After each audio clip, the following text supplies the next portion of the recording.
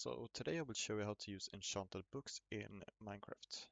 What we need is some books, lapis, and an enchantment table.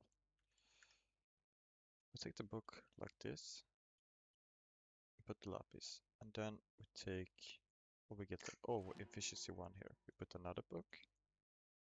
What we want, unbreaking. Power, like this. You get the idea. And then we want to combine these books maybe on something. We see power 1 here. This is a book you can use on a bow. So we get the bow. Then we go to the anvil.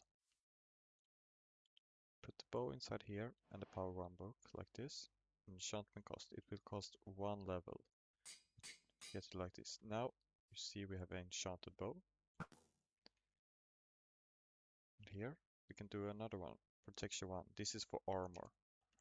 So we can take like a diamond chest plate. Like this.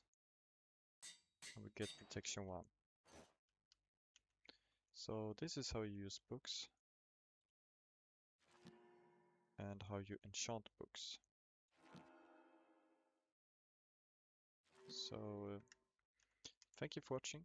Hope this video helped, and see you in the next video.